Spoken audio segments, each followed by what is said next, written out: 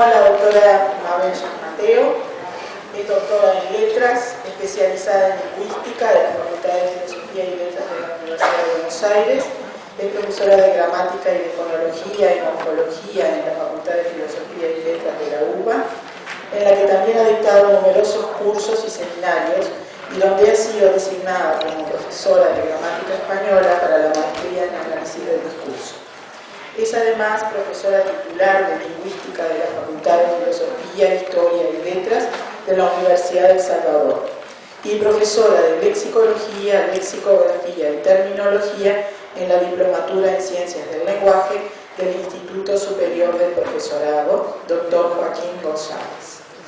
En la Fundación Instituto Superior de Estudios Lingüísticos y Literarios, Literae, se desempeña como profesora de técnicas textuales y lexicografía 1 y 2 en la carrera de corrector internacional de textos en lengua española.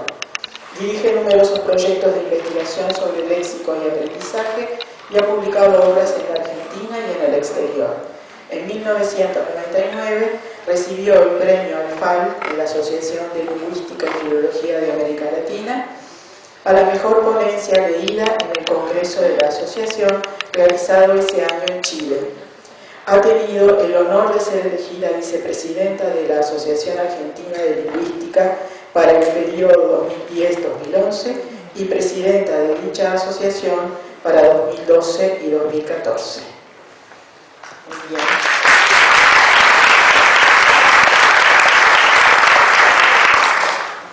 Muchísimas gracias, Carmen, por la presentación y, por supuesto, muchísimas gracias a las dos asociaciones que han realizado este congreso que está terminando y que la verdad hay que felicitarlas. Ha sido un gran esfuerzo y ha salido hasta ahora que me toca muy bien. Bueno, así que agradezco muchísimo esta invitación y es para mí un gran gusto estar con Salvador, un honor realmente en este panel de cierre. Y además, bueno, yo estoy desde el principio del Congreso y, bueno, ustedes han estado trabajando fundamentalmente con la normativa, las normas y, bueno, un poco para dar vuelta a estas cuestiones. Este no es el... Me equivoqué de ponencia. Perdón.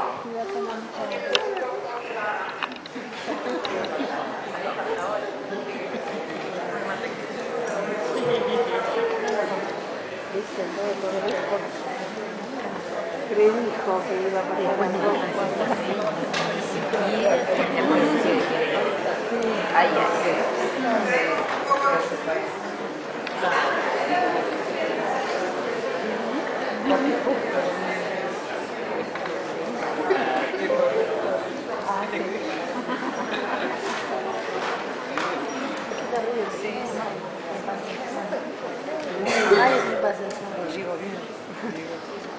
Yo me volví a casar porque yo era cuando un grupo de correctores en marzo y cualquiera para aumenta más.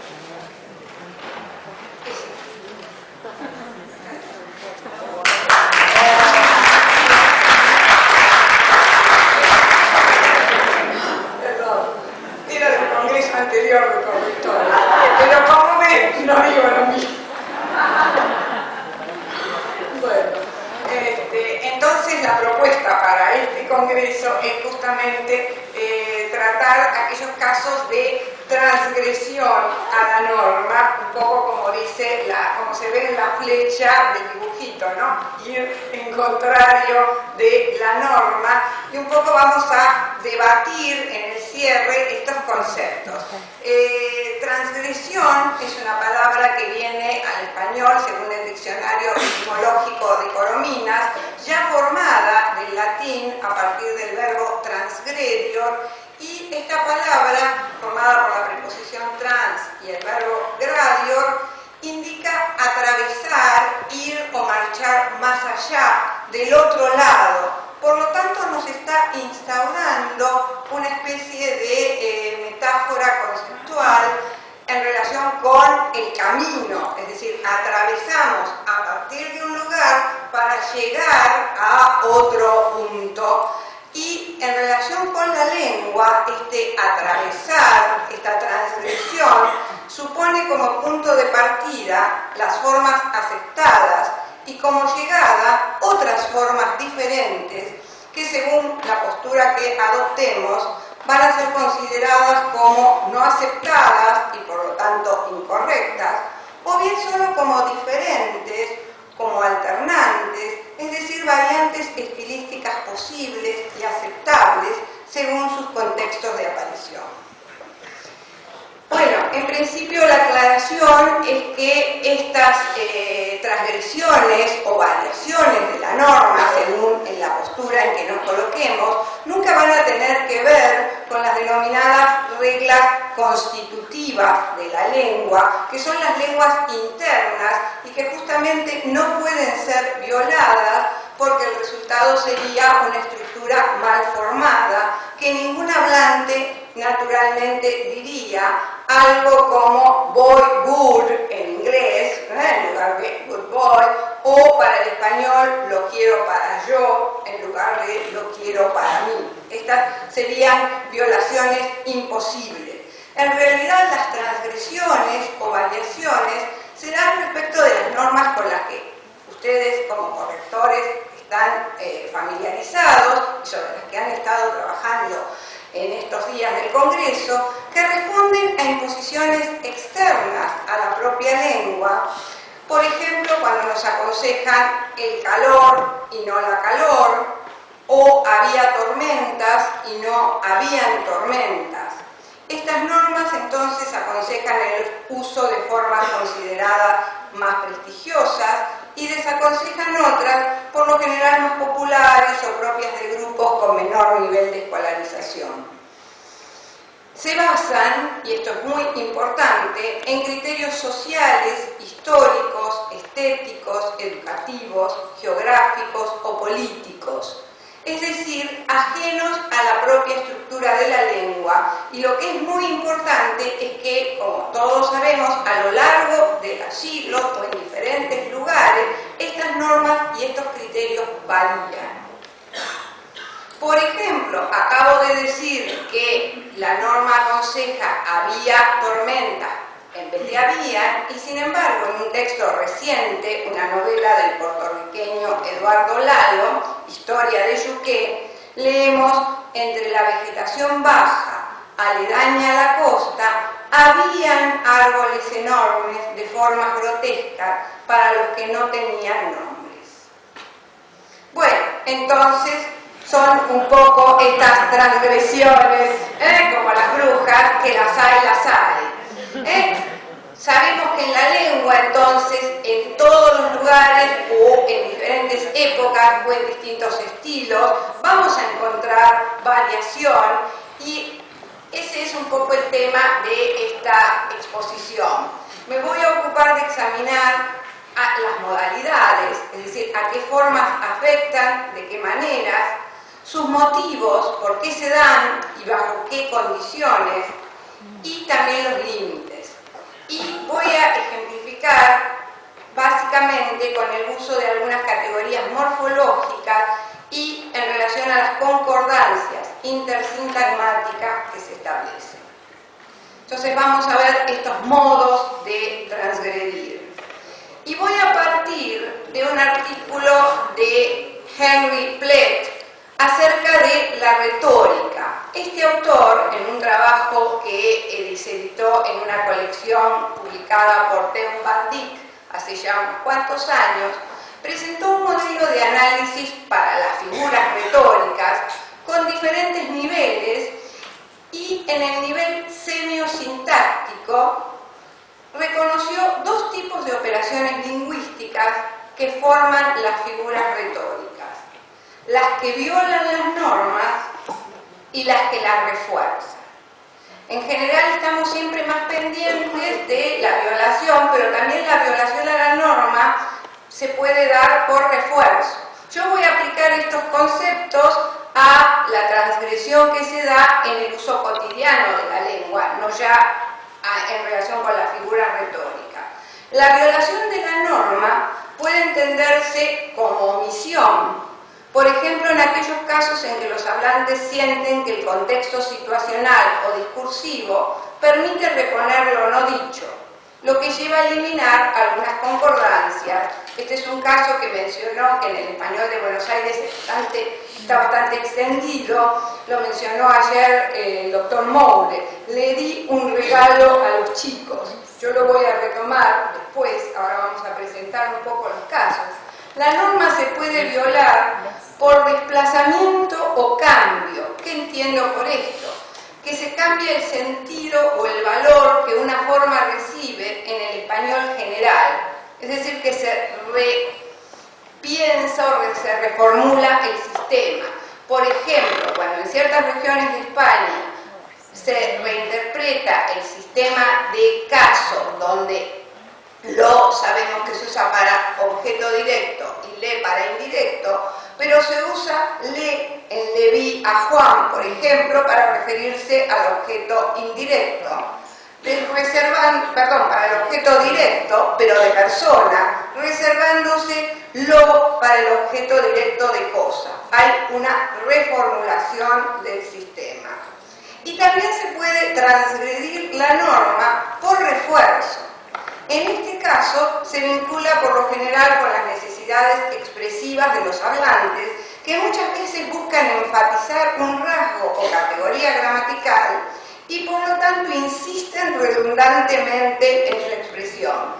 Un caso típico es el doblado de objeto directo propio del Río de la Plata, que se da tanto con objeto animado como inanimado. Este caso, por ejemplo, lo vi a Havelange, que me extendía la mano, tomado del libro de Diego Maradona. No sabemos quién lo habrá escrito, pero no lo vemos a Diego con la pluma. O lo vamos a empujar al ómnibus. Ven que acá tenemos un ejemplo con inanimado. Este doblado es típico del Río de la Plata. Bueno, vamos a ver algunos casos de variación. Primero vamos a partir de dos casos de variación que todos conocemos, pero vamos a tratar de ver, digamos, al revés de la trama por qué ocurren. Dos casos de variación que son plenamente aceptados ya en el español general, que tienen que ver con la concordancia en relación con estos rasgos gramaticales de persona, número y género, que establecen vinculaciones entre elementos de la secuencia sintáctica. Los dos casos a los que me refiero, que ya están plenamente aceptados en el español general, serían los de 3 y el de 4. En 3 hay concordancia de número, los profesores nos reunimos los martes, pero no de persona.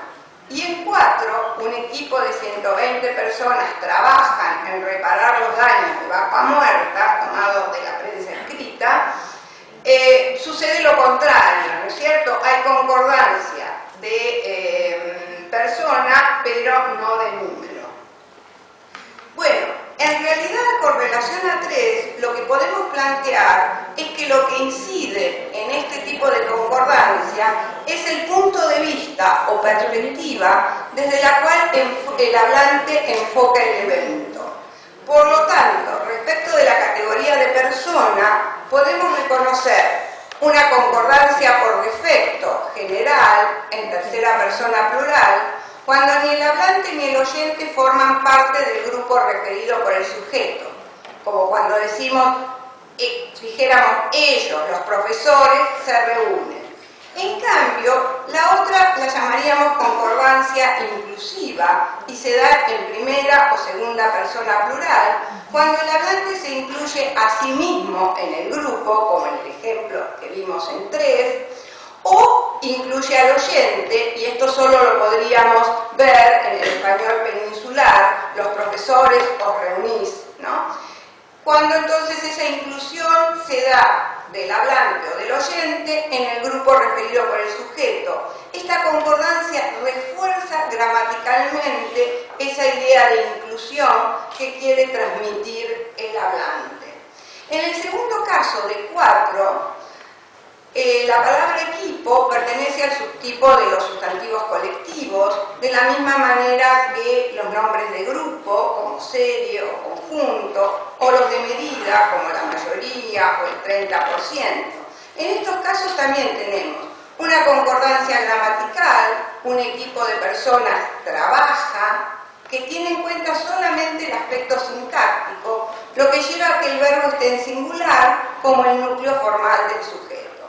Y una concordancia semántica o accensum, como la llama la gramática, por la que el hablante se permite destacar o reforzar esta idea de pluralidad del conjunto, concordando el verbo con el complemento centro semántico de esta construcción, como mostramos en el ejemplo de 4. Y ahora sí vamos a pasar a otros casos de variación más local en el uso de los pronombres. Primero, variación de objeto. Bueno, un caso de variación, que es el que mencioné al principio, ya en el boletín de la Academia Argentina de Letras de 1993, Ofelia Cobasi, que fue presidenta de la Academia Argentina de Letras, trata en otros casos a los que califica como transgresiones a las normas generales de concordancia, justamente el uso de le para duplicar objetos indirectos en el plural. Para Cobasi, esta alternancia ya había sido advertida y censurada por Cuervo, que no obstante la había registrado en varios autores clásicos. Por ejemplo, en 5 aparece un ejemplo de Juan de la Cueva: dale a mis obras el debido premio. Pero también Cani denominó a este uso le redundante. Volvemos a esta idea de que ciertas formas aparecen para acentuar determinados rasgos. Cani lo explicó por analogía con el se del objeto indirecto y el se reflexivo, que son ambos invariables. Recogió Cani 25 ejemplos de uso catafórico de este caso y 3 de anafórico. Dentro de los 25 de uso catafórico, que aparecen en 6, 3 son del español de la Argentina. Y de los 3 de uso anafórico, 2, que son los que transcribí ahí, son de casos del Uruguay. El tercero era del español de Cuba. Bueno, Vaquero estudió este fenómeno en el español oral de San Juan de Puerto Rico, planteando que la variedad singular aparece cuando no hay peligro de ambigüedad, por encontrarse la frase nominal en el contexto. Es decir, cuando digo, por ejemplo, le dije a sus padres, pero no en les dije que viniera, donde no está la frase nominal en el contexto. Vigara-Tauste censura también este uso, pero reconoce que la flexión de número resulta innecesaria para el hablante. Cobasi, que registra en el uso del español de Buenos Aires fundamentalmente uso catafórico, lo explica como un caso de omisión. La persona y el caso, ya en el pronombre mismo, dice la autora, son suficientes para identificar al referente. De modo que la marca plural ya no está tan integrada a la palabra, tiene una menor trabazón y de ahí su inestabilidad, es decir, tiende a caer en la concordancia. Otros casos que vamos a considerar es la alternancia de los pronombres le, lo, la en diferentes regiones. Bueno, el paradigma de caso, que es al que adscribimos tanto los hablantes de Uruguay como los de Buenos Aires, representa la norma culta del español general que distribuye el uso de las variantes de estos pronombres teniendo en cuenta el rasgo de caso, que tiene que ver con la función sintáctica. Es decir, nuestro uso, que en este caso coincide con la norma culta, indica que el acusativo, la forma lo, la y sus plurales, se utilizan para objeto directo, como muestran los ejemplos. Los cuadros están adaptados de Camacho 2018, con inclusión mía de los ejemplos. La autora estudia estos casos en textos periodísticos y aparece omitido el objeto, es decir, la cosa robada, y en la función de objeto, la persona robada. Lo robaron con una navaja, lo robaron y le devolvieron todo, lo robaron 35 veces en 5 años, es decir, típicos casos de la inseguridad por la que estamos atravesando en Buenos Aires. Bueno, algunos autores trataron de explicar esta diferencia diciendo que el verbo cambia su significado a secuestrar. Sin embargo, no se puede hacer esta sustitución de robar por secuestrar en todos los casos, y la autora prefiere equipararlo a otros casos con lo que llamamos objeto inalienable, que se refiere a partes del cuerpo y que también permiten la omisión. Por ejemplo, le quebraron la pierna, pero también lo quebraron jugando al rugby. Le cortaron la cara, pero también lo cortaron. Es decir, ¿en qué casos, y esto hablábamos de las limitaciones en que se pueden dar estas variaciones?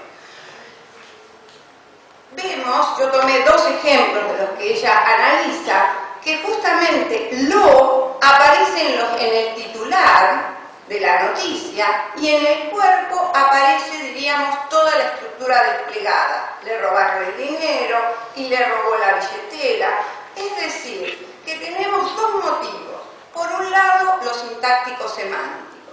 El objeto directo, la cosa robada, se omite y esto permite que se promueva la persona robada, que estaría normalmente representada por el objeto indirecto, a objeto directo, presentándose desde el punto de vista semántico como el directamente afectado, más allá de lo que le hayan sacado, lo robaron. Ahora bien, también hay justamente esta división de que aparece la forma lo en el titular del diario, pero en el cuerpo de la noticia aparece le, indica que se trata de una estrategia de realce por parte del emisor, ya que en el inicio del texto se destaca a la persona afectada por sobre lo robado. Para luego en el cuerpo del texto, cuando aparece le, se despliega toda la estructura. Bueno, vamos a tomar ahora el caso de doblado de lo con objeto directo más o menos animado. Sabemos que el español general es bastante restrictivo para la duplicación de objetos directos. Sin embargo, en el Río de la Plata es posible el doblado tanto con objetos animados como no animados. Por ejemplo, y nosotros lo escuchábamos al chino, o lo quiero mucho a este arbolito. ¿Qué determina este doblado? Rodríguez Ramalle plantea que el doblado lo determina, es decir, es posible duplicar el objeto directo cuando aparece la preposición a, que está asociada con el rasgo de animacidad. Sin embargo, la autora registra 2 casos sin a y con objeto inanimado, pero con duplicación. La liquidó su fortuna. Ahora tiene que seguir usándolo, el apellido. Bueno, por mi parte, como hablante del Río de la Plata, colocaría aún en estos casos la preposición a, ¿no? La liquidó a su fortuna. Ahora bien, Suñer plantea que el doblado no se da nunca, tratando de buscar por qué, cuál es la semántica o la motivación por la que el hablante establece este doblado. Dice que el doblado no se da cuando los objetos son inespecíficos. Es decir, no decimos cosas como no lo oyeron a ningún ruido. Y Strojewski y Sánchez consideran que son ambos factores, la animacidad y el rasgo definido, los que rigen el doblado. Sin embargo, en estas restricciones típicas del español de Buenos Aires no se dan en el español de Lima, que es aún más permisivo. Es decir, permite el doblado con sintagmas nominales que sean indefinidos siempre y cuando se trate, la referencia sea referida a alguien familiar en el discurso. Los saludamos a unos estudiantes que conozco. Esto en el habla de Buenos Aires no sería posible, pero los hablantes de Lima aceptan esto y admiten también doblado con objetos inanimados, como el caso de 27. Finalmente le arreglaron la calle a mi mamá. Fijémonos que la se refiere a la calle, ¿no? no le arreglaron la mamá.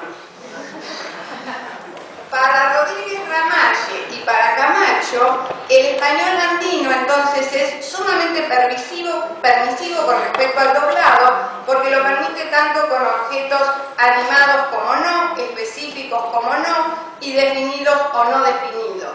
Es decir, tanto es posible, no lo encontró a su hijo, como se lo llevó una caja. En todos los casos, en el español de Lima, que es loísta, hace un rato hablábamos del leísmo, en el español de Lima el sistema es el más simplificado de todos, porque se usa lo para todos los casos de acusativo, y este lo se ha relacionado con una partícula del quechua, ta, que es la marca general de objeto directo en esta lengua.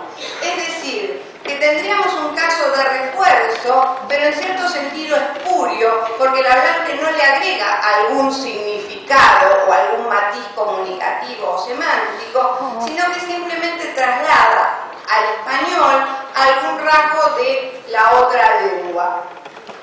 Bueno, en cuanto a la dislocación a la izquierda, implica una tematización del objeto que exige obligatoriamente una duplicación. A los chicos los premiaron con juguetes y golosinas. El cartel lo voló el viento.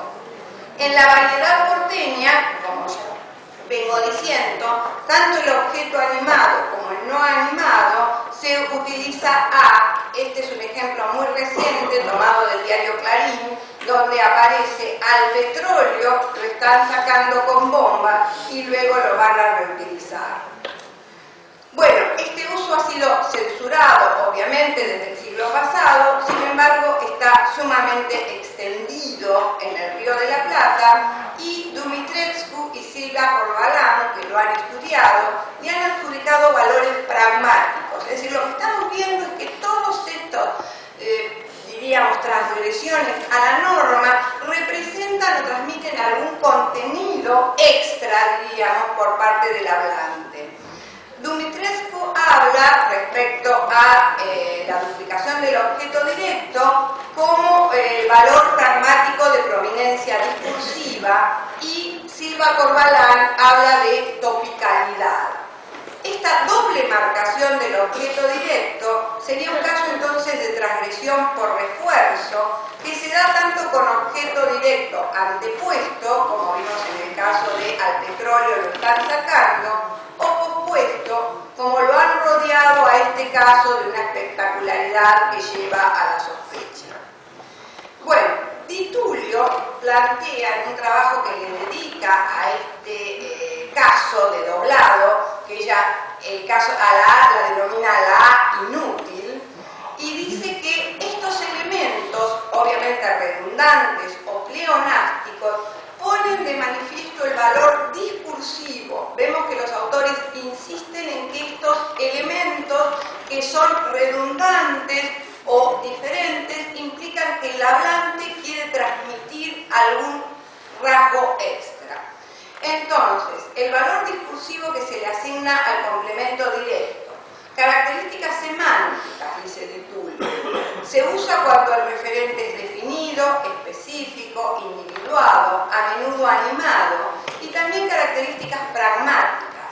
Implica información supuesta, accesible, familiar, es decir, que te respondería a la estructura de un tópico, algo destacado. Di Tullio habla en este caso de una hipermarcación, porque tenemos el objeto directo marcado dos veces, por el sintagma nominal y por el pronombre.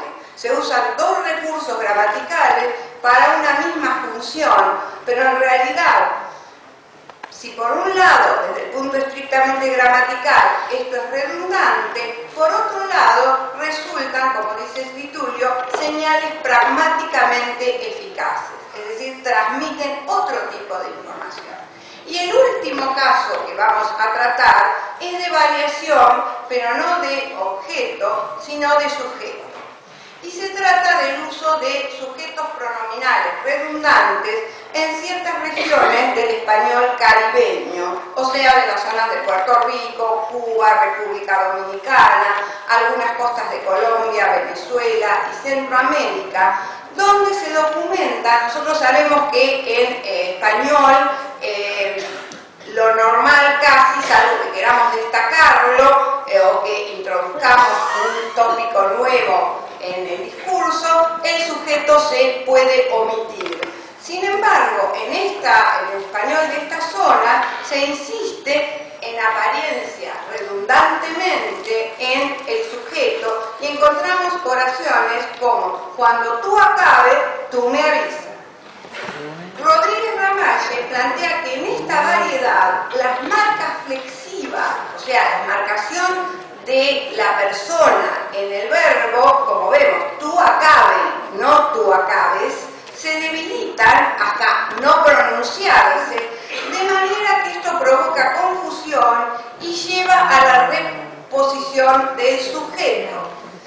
Incluso este caso ha sido estudiado recientemente por Bullock y Toribio, que plantean que en la variedad caribeña los pronombres explícitos de sujeto son mucho más frecuentes que diríamos que en el resto del español, e incluso se usan, contrariamente a lo esperado, para continuar, no para introducir, como se hace en el español general, un nuevo sujeto, sino al revés, para indicar la continuidad de un tópico discursivo, como se muestra en este relato. Había un viejo que él tenía un gallo y el gallo se perdió una vez y él lo estaba buscando y nada más encontraba plumas y cosas, pero él escuchó algo muy lejos, que el gallo kikiriki. Entonces él fue a buscar el gallo y él fue a buscarlo. Entonces él vio un oso debajo de la mata de mango. Entonces vemos que esto que no sería natural en otras variedades del español, aquí se da como una forma de reiteración del tópico discursivo.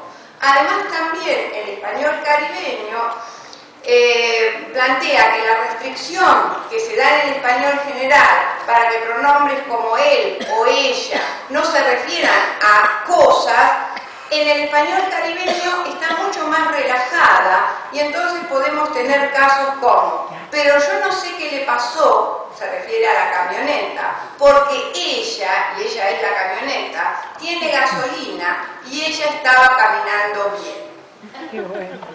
En el Cibao, que es una región de Santo Domingo que ha sido una de las más estudiadas por este fenómeno, diríamos, particular dentro del uso general del español, los hablantes utilizan un expletivo con verbos pronominales que nos recuerda mucho al it del inglés, porque producen oraciones como: ello no está lloviendo aquí, pero allá sí, o ello hay papa, que no se oyen en el resto del español, pero sin embargo, a diferencia del it del inglés, este pronombre no es obligatorio ni tampoco está generalizado. Como vemos, a veces podría equivaler al it del inglés y a veces al there. Bueno, hemos tratado de ver una serie de casos de variación dialectal, no en lo relativo al léxico. Ya sabemos que, siendo el español una lengua sumamente extendida, tenemos una gran variación dialectal, pero aquí lo que traté de mostrar es variación en un dominio, diríamos, donde estamos menos habituados a encontrarla, y que es además un territorio central para la gramática, como son los aspectos morfosintácticos. La exploración se concentró en el uso de correlaciones sintagmáticas que manifiestan las categorías morfológicas como género, número, caso o persona, y ciertos elementos gramaticales que señalan concordancia, como los pronombres. Según pudimos comprobar, todas las variantes presentadas o bien manifiestan, es decir, agregan valores comunicativos, tanto expresivos como pragmáticos discursivos, o bien al menos dan cuenta de las particularidades propias de una ciudad o de alguna región. Lo expuesto entonces me permite concluir que el conocimiento de estos casos, si bien relativos a distintas regiones, resulta también indispensable para todos los que trabajamos con la lengua y que ignorarlos, sobre todo en el caso de correctores, puede significar eliminar de un texto algunos de los valores que explícita o implícitamente estas construcciones transmiten. Por último, estas reflexiones también me llevan a cerrar esta intervención planteando que un buen corrector no puede conformarse, creo que ya se ha dicho también en varias otras ponencias, con aplicar al texto las normas vigentes para toda la lengua, sino que también debe estar atento a ese delicado equilibrio entre uso general y variante local, y entre corrección y necesidad expresiva del hablante, lo que origina un margen de variación aceptable, diríamos, en función de diferentes lugares, momentos históricos, contextos de uso y algo de lo que yo no me he ocupado, pero que sería fundamental tener en cuenta, que serían los diferentes tipos textuales o géneros discursivos que en algunos casos permitirían esta variación y, por ejemplo, en una novela, como vimos al principio, pero no sería exactamente lo mismo en un texto académico. Bueno, muchísimas gracias.